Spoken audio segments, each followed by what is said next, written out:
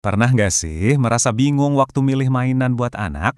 Nah, hari ini kita bakal bongkar bareng-bareng nih rahasia di balik mainan edukatif dan gimana sih cara memilih yang paling pas buat si kecil.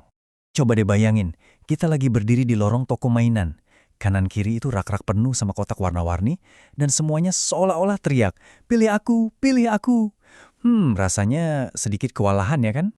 Pertanyaannya, di antara semua janji-janji manis yang ada di kotaknya itu, apa sih yang beneran bikin sebuah mainan itu edukatif?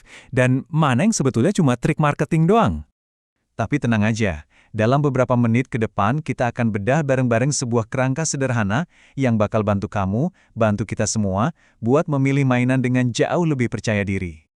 Oke, pertama-tama kita harus lurusin satu hal penting nih. Bermain itu bukan sekedar ngisi waktu luang. Sama sekali bukan.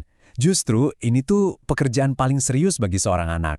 Betul banget, anggap aja bermain itu kayak laboratorium pribadi buat anak-anak. Disitulah mereka bebas bereksperimen, kadang gagal, ya coba lagi, dan dari situlah mereka akhirnya mulai paham cara kerja dunia di sekitar mereka. Nah, biar gampang, yuk kita coba bagi dunia mainan ini jadi dua kategori besar aja. Oke, di satu sisi ada yang namanya permainan close-ended atau terstruktur. Ini jenis permainan yang tujuannya jelas, aturannya pasti. Contoh paling gampangnya ya kayak puzzle atau board game. Terus di sisi lain ada yang namanya permainan open-ended atau terbuka. Nah di sini aturannya ya dibuat sendiri sama si anak. Nggak ada akhir yang pasti. Bayangin aja kayak balok susun atau plastisin. Bebas. Sekarang, yuk kita masuk ke salah satu filosofi yang terkenal banget dalam dunia mainan, yaitu metode Montessori. Inti dari Montessori itu sebetulnya sederhana banget. Mainan itu adalah alat kerja. Tujuannya bukan cuma buat hiburan, tapi buat bantu anak belajar mandiri dan menguasai keterampilan-keterampilan di dunia nyata. Terus ciri khasnya apa dong? Gampang kok ngenalinnya.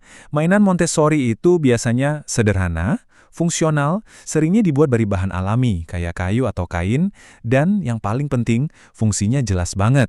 Biasanya meniru aktivitas orang dewasa. Coba kita lihat contohnya ya, ada busy board yang ya tugasnya melatih motorik halus, pasang kancing, buka resleting, gitu-gitu. Atau silinder soket yang kelihatannya simple tapi sebenarnya ngasah logika anak buat bedain ukuran. Jadi kelihatan kan, setiap mainan itu punya tujuan yang spesifik banget. Oke, dari Montessori kita geser sedikit ke pendekatan yang lebih modern, yaitu mainan STEM. Nah, mainan ini dirancang khusus buat mempersiapkan anak-anak kita menghadapi tantangan di masa depan. Mainan STEM ini fokusnya ke sains, teknologi, teknik, dan matematika. Tujuannya apa? Buat memancing rasa penasaran anak. Kok bisa ya robot ini gerak? Listrik itu gimana sih kerjanya? Jadi intinya semua tentang eksperimen dan logika. Contohnya juga macam-macam banget. Ada Lego Spike, di mana anak bisa ngerakit balok sekaligus belajar coding dasar. Keren kan? Atau Snap Circuits yang ngajarin prinsip sirkuit listrik tapi dengan cara yang seru dan pastinya aman. Oke, sekarang gimana kalau semua teori tadi kita terapkan ke satu mainan yang super sederhana? Yuk kita bedah. Puzzle. Kelihatannya sepele ya, tapi ternyata dampaknya luar biasa. Jadi gini, tanpa kita sadari, setiap kali seorang anak main puzzle, dia itu sebetulnya lagi latihan 4 tahap pemecahan masalah. Dan ini tahap yang persis sama kayak yang dipakai para ahli buat mecahin masalah-masalah rumit. Tahap pertama tentu saja memahami masalahnya. Si anak melihat tumpukan kepingan acak dan papan yang kosong. Dia tahu, oke, tantangannya adalah menyatukan semua ini jadi satu gambar yang utuh. Terus yang kedua, menyusun rencana. Di sini dia mulai mikir, mulai dari mana ya? Mungkin dia akan kumpulin semua potongan pinggir dulu, atau dipisah-pisahin berdasarkan warna. Nah, itu strategi namanya. Langkah ketiga, eksekusi. Rencananya dijalanin.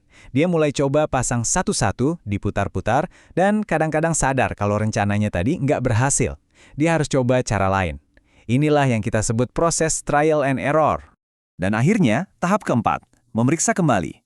Begitu potongan terakhir masuk, klik, ada perasaan bangga dan puas.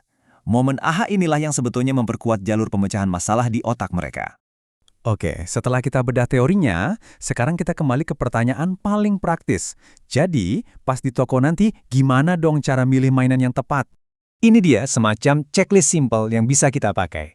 Tanyain ke diri sendiri, apakah mainannya sesuai sama usia dan kemampuannya? Terus, apakah ini sesuai sama minat si anak, bukan minat kita sebagai orang tua? Yang paling penting, bahannya aman nggak? Dan terakhir, apakah mainan ini bisa dimainin dengan banyak cara yang berbeda? Satu hal lagi yang perlu kita ingat, mainan terbaik itu nggak harus mahal, sama sekali nggak.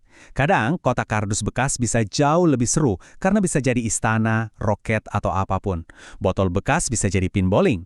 Intinya, kreativitas itu jauh lebih berharga daripada harga mainannya.